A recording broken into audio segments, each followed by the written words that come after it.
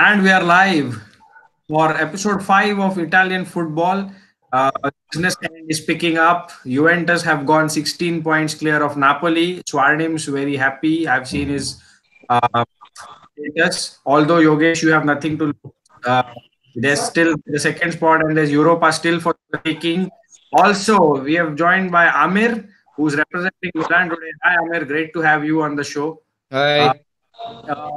Also, a lot of banter. Expect a lot of banter today, and make sure that you tune in, subscribe to the Pan Kavyu channel. So let's go straight to Swarnim, who's eagerly licking his chops and waiting for the question. Swarnim, how did the game go? Um, Juventus versus Napoli, 16 points clear. Yes. See, for me, it was one of the most entertaining game of the Serie A season until now. I won't say the most, but one of the most. It was a good match to watch. As a neutral, even if I wasn't a Serie A fan, it would have been a good match to start watching Serie A, and it sets a perfect example of the levels of the team in Serie A. With all due respect to Napoli, that I have to for a little bit, maybe. They had a phenomenal game, especially in the second half. But at the end, the result is the same that happens for that's been happening for like past 8 years now. Hmm. Well, Yogesh, talk us through the Alex Merritt red card and uh, what changed there and the Insignia penalty miss. Apart from the game, what you felt on the game first? I guess I'm like it was a season in a nutshell.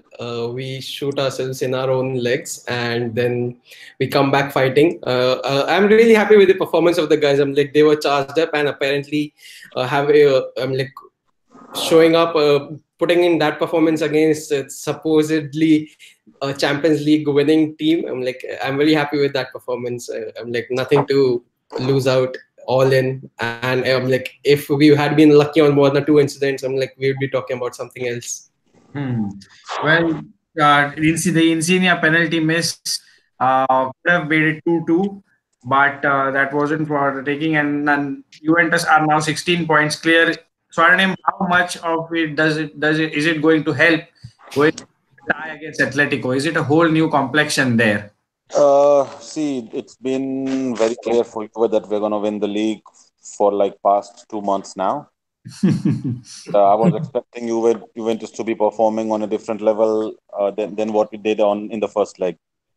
So, as a fan, I hope we can turn around the tie in the second leg. But I think it's not going to change much psychologically. Hmm. Depends on. Well, yeah. Well, Swarnim, 16 points clear. That cushion, all clubs would experience that. Yeah, Sorry. we hear you. Yeah, I was saying 16 points clear. That could the top league. Every club would want to experience that, Mm-hmm. and we can hear you clearly. But yeah, we'll come back to you and let's get our guest Aamir on now. And Aamir, slow and steady. Uh, AC Milan climbing up the table, third now. 1-0 win, but a win is a win. What your take on the game versus Sassuolo? Well, honestly speaking, before the start of the game, I wasn't expecting us to win. Seeing our past form against teams like Sassuolo and Atlanta, they have been our boogie team for some time. And I thought maybe since we are playing, maybe a draw would be fine. But a 3 point is a big for us. And when I talk about the game, it was actually a snore fest, what I was expecting from our side. And keeping in mind, like guys like Paqueta, Kessie, they have been playing non-stop for like, for example, Paqueta has played more than 50 to 60 games in this year.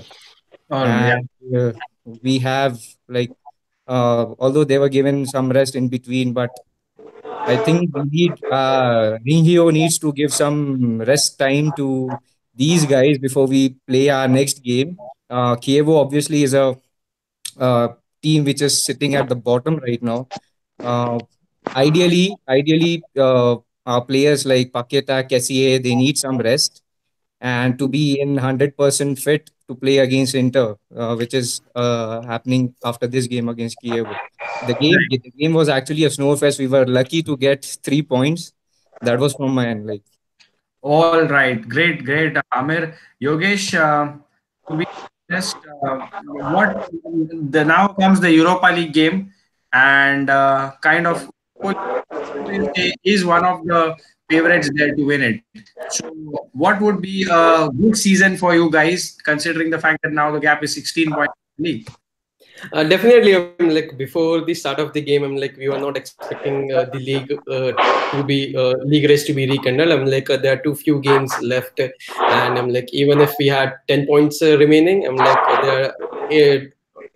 Diminishing our 10 point lead in like 8 to 9 games, it's very difficult for any team. So considering the fact we were just playing out for pride last night, and few incidents. Napoli this season has hit the woodwork 21 times. That's the highest in top 5 leagues all around Europe. Kind of signifies that we have a young developing team. This season was already a transitioning phase. I'm very happy with the performance. Supposedly even after going down to 10 men, we were the only team playing. I feel we were winning each and every ball. Juventus had completely parked the bus, and second half everyone expected it to be a rout, but there's the Pajnik. He offered a chance to us again. A handball 10 on 10, and after that Juventus were just like defending deep, 9 men behind the ball, just Ronaldo up top. That was happening the entire game. If Zielinski's immediately after the first goal, if Zielinski had scored, that also didn't work. We had been, we are talking about very small margins over here. Insignia's penalty was just a few centimeters off. Things would have been different, but it would have been only an emotional advantage. Before the game, we all knew the Salzburg tie was much more important.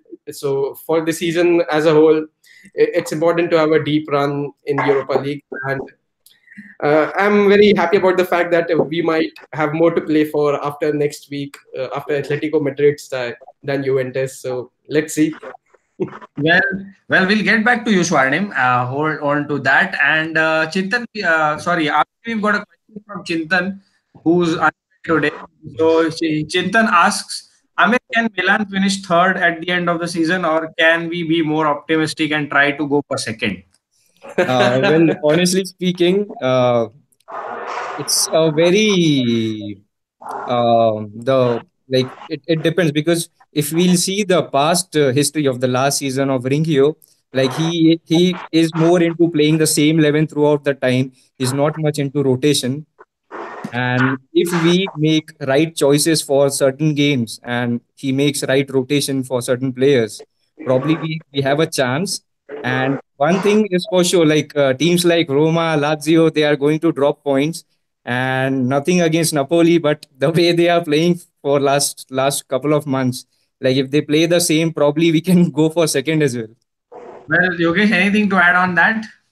I believe once Piontek has been firing them. It's not that he'll be firing goals each and every game, and I don't think so. In the last 2 months, Napoli has been playing badly. They have played pretty well.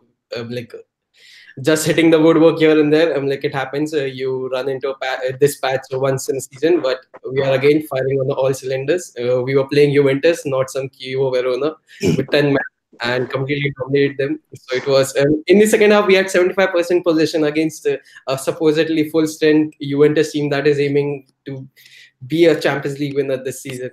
So it was a very good performance. I don't see Napoli dropping that many points. I think there's one point wherein since probably Napoli, since Carlo Ancelotti is over there, probably they will be targeting Europa League. I think this would be a very good chance for somebody like an Italian team to go all gun blazing and going for the Europa League. I won't mind Napoli losing point in Serie A and winning the Europa League. So all the best to Napoli for Europa League. Yeah, man. Same. Thanks. To be very honest, I can see all of these having a smirk. And the first person I'm going to go is Swarnim. Swarnim, anything that you would like to add on what you heard from Yogesh, Aamir? Well, doesn't make any sense to add anything, right? At the end of the day, plus 16 speaks volumes. So let's talk about Lazio versus Roma, Yogesh, and Amir, you can chip in as well later since Yeah. Swarnim was away for and the weekend. So Yogesh, did you expect that result? By the way, Lazio 3, Roma nil. Roma were in a better form going into the game. Lazio had been dropping a few points and they hadn't been hitting form. I was expecting a Roma win or a draw, but Lazio completely bamboozled them. They were very clinical. Uh, Ciro Immobile came off the bench and made an immediate impact. He converted the penalty as well. He has been a game changer for them for a long time, and I think this Lazio team might just pip Roma for a Champions League spot, but it's very difficult to say. Both teams are very erratic. One day they play absolutely mesmerizing, the next day they lose points to Frosinone or Kyiv. Very unpredictable. Amir, I would love to ask you Roma Lazio, but we have Inter Milan side who also dropped points, and who better than to ask you? Uh, Bottling it at the business end of the season, will they fall out of the top four? What is your take on that? Well, if you see the last few months, the Icardi saga has been happening. Icardi, Marotta, and then Vandanara. There are all sorts of a sort of a circus is happening at Inter right now. If Hmm. the things continue, probably they are going to lose some points. But I believe like the game after this one, the next game, which is a Milan derby, obviously, this could be a game changer for Inter. For it could work for any of the teams. Like Milan has been doing pretty well for like past 2 months, 3 months. Yeah, But yeah. if Inter probably get 3 points, then it would be change in a tide for them probably. But as of now, the things have been happening. I know Spalletti is a big like is a big bottler again, same like Inter, and probably they'll lose some points. They It would be very harsh on their side to fall below top four, but you never know because again Lazio and Roma again they are dropping points, so Yeah. it's No, very difficult because the yeah, Roman teams and the Inter they are the big game bottlers, big game bottlers actually. So you're yeah. Inter are closer to relegation zone than they are to second place. That's a fact. And Swarnim, here's a question for you. Do you think that Juventus will stick with Allegri next season? Sorry. Do you think that Juventus will stick with Allegri season for the next season? That is. Uh, it looks more and more unlikely, but this is just my personal opinion. I don't see Allegri staying at Juve. I hope he does, but I don't see it. So where do you see him ending up? Is he going to Inter? Is there a rumor somewhere? No, Manchester I don't think United. so. Probably, I'll Madrid. say probably somewhere in England or Real Madrid. Oh, Real Madrid. Okay. Yeah. For that sake, and Kepa are back. Uh, we looking at this and saying why are you all discussing the anyway. Amir, PureTech, how has like I like to ask this to all the Milan fans that come along. Discuss Yeah. its impact. I know I have already heard Chintan speak about it. Yes, and now I'm asking the same question to you. How has been the morale since? And yes, let's not forget Gattuso completing 50 games as the AC Milan manager, winning 25. Is it? Yes, and so that's more than 50% win ratio. Yes, Amir, your take on all these. So starting with Piontek, actually, my personal opinion, I wasn't actually expecting Piontek to burst in the scene, especially if you are transitioning from a team like a mid-table, below mid-table team like Genoa to a top club like Milan, because the expectations are different, the crowd is different, the total experience is different. I wasn't expecting that, but then Piontek, somebody like for like past, if we negate the past 2 games, he has been carrying us when it comes to converting chances. For example, the goals against Napoli, be it Lazio, like it was Lazio, if I'm not mistaken. Hmm. Hmm. Yeah. So like he has been converting half chances into full. And again, when we talk about morale, Higuain being here, we had a lot of expectation. Higuain carrying us throughout the season, but it didn't turn out well, especially after the Juventus game wherein he missed the penalty and then got red carded, and things weren't going well for him. And it was actually a brilliant decision. As of now, I would say the brilliant decision from our management to replace Higuain, because he wasn't happy that year, like he wasn't getting gelling well in the environment, especially with Gattuso. So it was a good move from our side to get somebody who is fresh and really hungry for goals. And I hope I have a lot of expectations from Piontek right now, because he has been converting half chances. I'm Hmm. just dreaming about the day when we'll have a very good midfield, a very good Regista and Trequartista, wherein we could supply him good number of like good quality of passes to convert full chances. So I have a lot of expectations from Piontek as of now. Hmm. Let's see how it turns out in the next season. And coming to Gattuso, well, again, Gattuso coming to our team last season, Hmm. and I wasn't expecting probably from the management to retain Gattuso after half of the season. But then again, for the transition period, I can say Gattuso has done pretty well if we compare with our like past 5 6 managers. Like he has overall, when we talk about statistics, like Gattuso has done pretty well. And when it comes to like binding all the team members in a single like, he has been a cohesive, like he Yeah, has go worked on. as Yeah, yeah, somebody as yeah. Brought everyone. as a glue who has glued up every team member, Hmm. which has really worked very well. Like during his coach playing days, when mid 2000s, late 2000s, most of the Milan fans thought probably he could be a good team manager, wherein he can keep an eye on every young kids and yeah, senior players, senators, and gel them up. And he has been overall, in terms of team management, he has been pretty well. But as a coach, there's a long time to go. He Hmm. needs to develop a lot. Like he's tactically not very astute, but he is okay. He's doing his job, what he was asked to.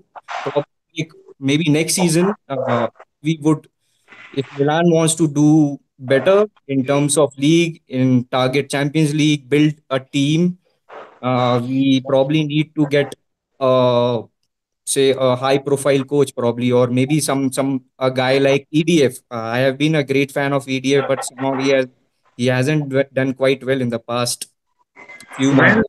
well, Amir, that's a good take on that. But Yogesh, here's a question for you. I know you've been used to answering this question, but do you think Koulibaly will stay at next season at Napoli? 150 million euros. Just send ADL 150 million euros and you can take Koulibaly wherever you want. Actually, I have a question for Amir. Yeah, Okay. So, what do you think is going to happen with Patrick Cutrone next season with Cotrone, Piontek coming in? There for are talks Patrick. of him leaving, but I Well, don't. well, I For really me, he appreciate should this. be staying at Milan. Well, I really appreciate this question, because this is something which is bugging most of the Milan fans, especially since the arrival of Piontek. He has been getting limited time, although Gattuso is providing him, giving him some time. Again, the style at which by which Milan play, it's not conducive for any striker, any prima punta. But Cutrone, I would say, like when we talk about his ceiling, the talent he has, probably he has a better ceiling, higher ceiling than most of past young lads, young strikers, may call it Paloski or Beretta. He has a better ceiling. We need to be patient with him. He need to has more patience. And uh, if in case we go for another striker, maybe a more established striker, then probably we need to send him on loan to Cutrone. But I would want Milan to have patience with him and give him more opportunities, because he is very young, and for a prima punta like him, then he is very raw. Like he needs to develop. He needs to develop a style. Probably some like probably like he would do well under some coaches like Gianpaolo is there, and then probably EDF is there, and Hmm. there's one more guy, Gasparini. Uh, coach. players like these need coaches like Gasperini and all to develop. Probably if we can send him to for loan or Yeah. have patience with him. I am Okay. certainly against the idea of selling him. Where is Sriram? I can't see Sriram in live chat, but yes, Swarnim, this Yes, please. this question has been popping on Twitter and a lot of social media sites that Conte could make his return to Juventus. Juventus fan here. Let's get your that. See, as much as I love Conte as the player and a former captain of the team, I don't see him coming back. It's just media talk. Great. The Keep it media like has been linking it us with signing Mbappe, Guardiola, Gundogan. Everyone is coming to Juve apparently. well, Wish your take on Ruiz and his good form and his partnership with Allen. So Fabian Ruiz, in my opinion, was the man of the match yesterday, even though he was on the losing sides. His performance has been excellent throughout the season. He has been growing. Earlier in the season, he was just gelling into the team, and since the turn of the year, he has been performing way above expectations. His position is kind of this a mixture of a register and a traditional register and a box to box player, and he has a very good national technique, which was full on display yesterday. And his partnership with Allen, I'm like, Allen is a destroyer. He runs everywhere, wherever the ball is. If there is not a Koulibaly over there, I'm like, you'll definitely see Allen over there. Their partnership, and you add on top of that Zielinski, who has been again performing much better since the start of the year. I think we are in for a good times in the coming season. True that actually the number of accurate passes and passing success tell you a different story, isn't it? Well, I have a question for you, and it says, Aamir, is it time for Gattuso to drop Suso and let Castillejo start at right wing because Suso has been below par since the new year? Yes. Well, certainly, I appreciate your question. This is something which has been running in my mind. I have been of an opinion that Suso hasn't been quite well for like he is quite very he is very quite erratic and very inconsistent when we talk about Suso's performances. And because of him, our game goes lopsided. Everything goes through right. And so this is something probably we need to work on two things. Probably good in the next match against Kievo. Gattuso can bring in Castillejo instead of Suso, and then probably we can chip in Conti as well because Conti has been lacking a lot of game time since he arrived. And then probably we can chip in Conti in place of Calabria and Samu in place of Suso. Probably this would also give some rest to Suso and to Calabria as well. For the next game, I'm totally into it for Samu and Conti. Well, now let's go. Let's go to you, Yogesh. And Yogesh, the Europa League tie is coming up for Napoli in a few days' time. Changes the manager would you like to be made in the lineup? Also, what are your predictions for the first leg? Sorry, I didn't catch the first part. Uh, what changes would be made from the lineup that played against Juventus? So definitely, Merit would be starting again because since he's on the red card, we'll be missing the next game. So Merit in goal. I see Koulibaly starting again. I feel I'm like we'll be putting out a best, strongest lineup. I think Malcoit might again get a chance to redeem himself after that terrible back pass, and Gula might come at the left back, and rest all positions I expect them to be stay as it is. And we are going all gung ho. Salzburg are no joke team. I'm like they have been scoring goals at will.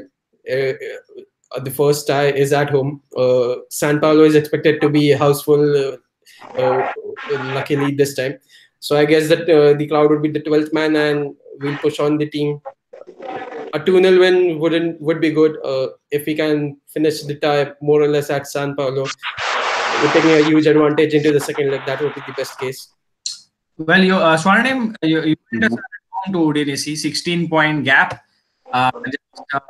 So Janic would be suspended for that game. your how would you tweak the lineup here and there, knowing that the Atletico tie is coming up? See, oh yes, something else you wanted to add? Yeah, no, nothing. That's it. Yeah, how? So see, Pjanic and Cancelo are the two players who are suspended for the next match. And if I was the Juve coach, I would rest the key players, including Ronaldo, because clearly he needs some rest. Hmm. And seeing Udinese, with all due respect to Udinese, they are not a team that's gonna bother us. But we're talking about one of the best leagues in the world, so we cannot take any game lightly. So we have, fortunately, Juve has a bench who can probably win the league on its own without even the first so-called starting 11. We have Hmm. players like Perin, Rugani, Martin Cáceres, Andrea Barzali, players like that who can be starting in probably almost all the teams in Europe. So I'm not really worried about the Udinese match. I'll really go for the players who have played less matches. I'd give Douglas Costa a couple of minutes as well. Hmm. And the our best players are ready for the Atletico match. All right. All right. So here we go. Amir, Kiev Yes. versus Milan. Now that you are in the third spot and a chance to, extend the lead in. So, what do you think will be the changes for that game? Well, honestly, if we will follow the pattern of Gattuso, the squad will be probably unchanged. Maybe Kessie received some knock in the last game. Probably he may give him a rest or put in Biglia instead of Kessie. But the my understanding is the team would remain unchanged Hmm. compared to last. If I had to make some changes, I'll give rest to Kessie. I'll give rest to um, um, Paqueta and bring in probably somebody like Biglia hasn't played much since his injury, so we can start midfield of Biglia, Bakayoko, and maybe we can chip in Mauri All right. and Suso. Well, again, Castillo needs to play in instead of Suso, and if I had this opportunity, I would also give some rest to Hakan and play in Borini. Well, guys, this is a question that is for all of you. And since you follow the league week in, week out, Shahir has again asked, and thank you, Shahir, for your questions. Who is the best centre back in the league right now?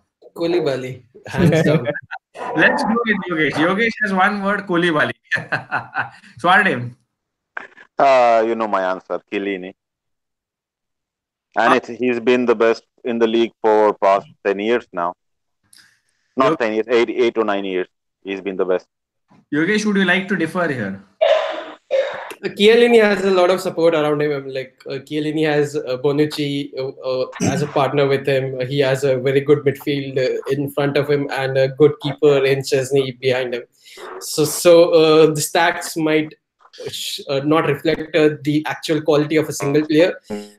Considering Koulibaly, our defenses, Koulibaly's partner has been Albiol or Maximovic. The goalkeepers have been performing good, but they can be better. And midfield is not the most strongest defensive from a defensive point of view. So I guess one versus one, I'll take Koulibaly over Chiellini if my life were on the line. 1 second, Swarnim. We have lost you. 1 second, 1 second. Can you hear Swarnim? No. Swarnim, you are not audible.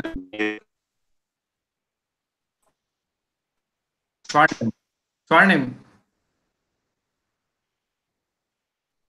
Okay, we've lost Swarnim, but Aamir, you're free to now take your comment on what you feel. Well, Koulibaly has been one of the best defenders for like past 2 seasons in Italian Serie A, and he is somebody I really like a lot. Like when he had arrived, he was completely different, and at Napoli, he has evolved to one of the best defenders in Europe right now.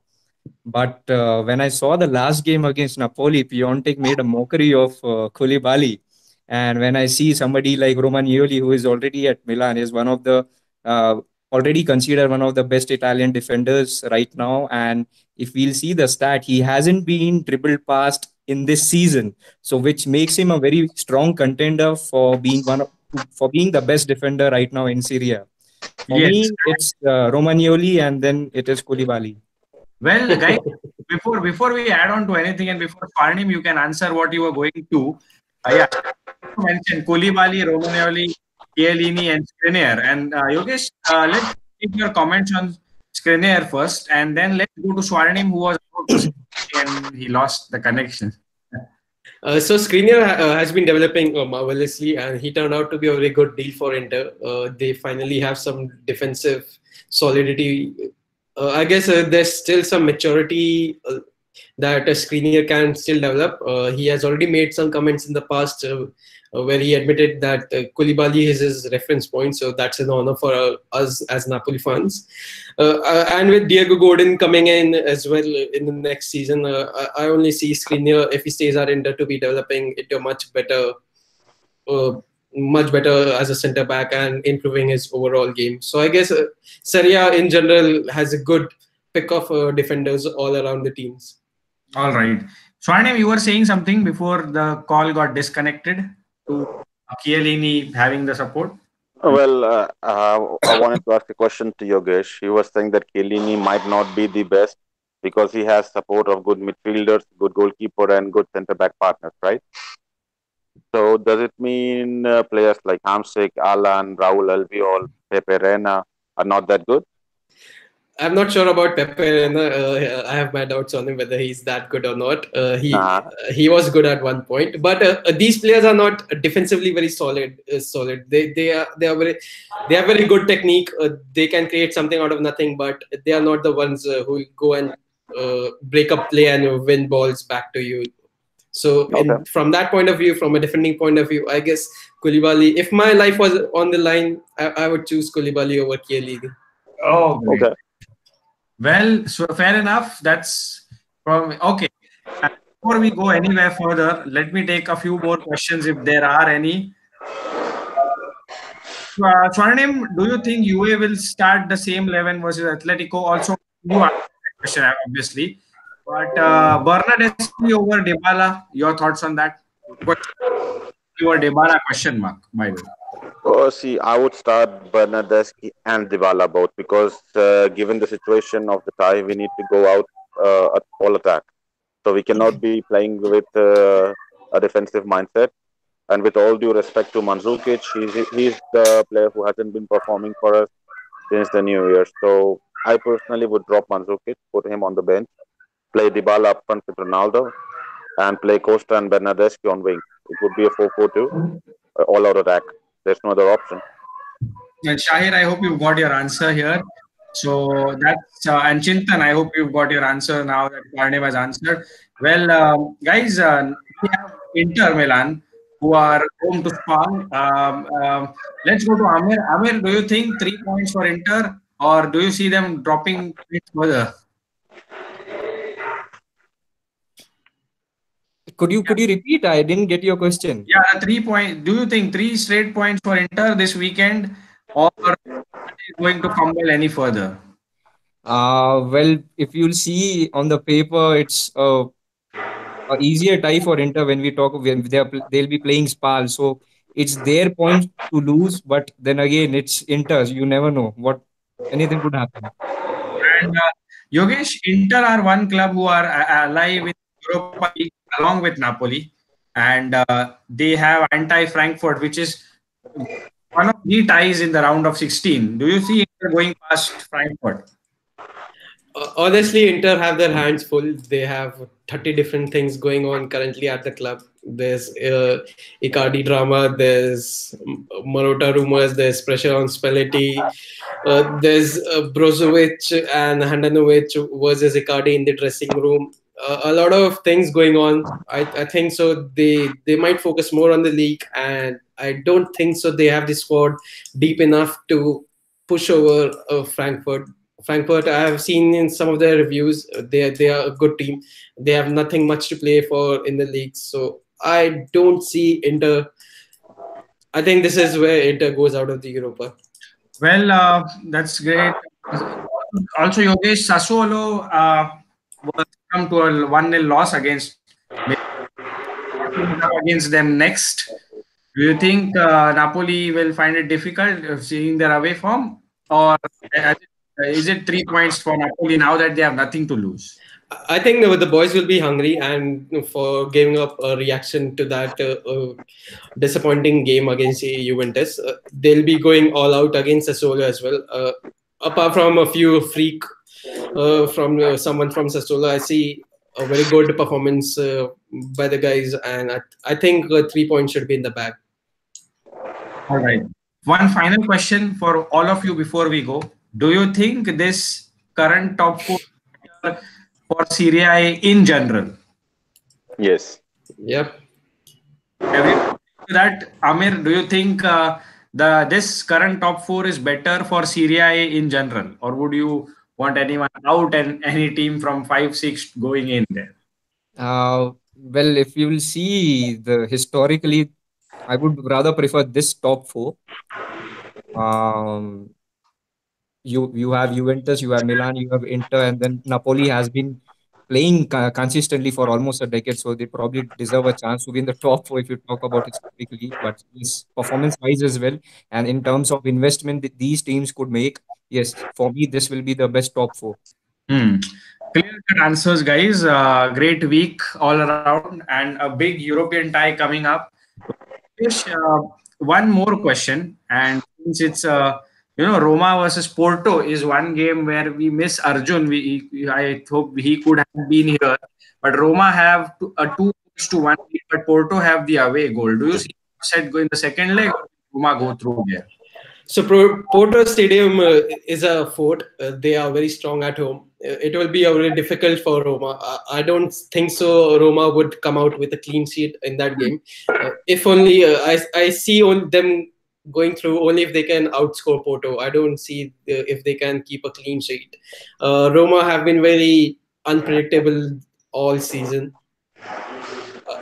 Considering the advantage, I think they might just nick it. And for the sake of Serie A, I hope they be the team who go further ahead in Europe than Juventus. So let's see. Of course, you would say that, right? As it stands, AS Roma have better chance of going to the finals than Juventus. That I agree, but one thing I don't agree is that Roma progressing would be better for Serie A. I don't see how. apart from something left from yesterday, so I can understand why you're saying that, but I don't think that no one can justify that. Not even Napoli fans, not even De Laurentiis can justify that. So great episode, guys. A quick one, and great to have you guys. Aamir, you've been fantastic with all the key points that you've brought up. Also, great to have you on such short notice, by the way, on the spot. And episode 5 of the Italian football is up. Also, don't forget, we are 1 week away from the Milan derby with 18th Indian Standard Time, 1 a.m. And we plan to do something special there. I won't reveal it right now, but I will once we go offline, discuss with all these guys and so I hope you enjoy. Do make sure to subscribe to the panel review. And if you have anything to share, make sure to hit us up on any of the platforms, Twitter, Instagram, and YouTube as well in the comment section. Don't go to Facebook. We are not on Facebook like anyone else. So it's been a pleasure, guys. Once again, thanking Swarnim, Yogesh, and Aamir. And here's your host, Prasad Bhutkar, signing out.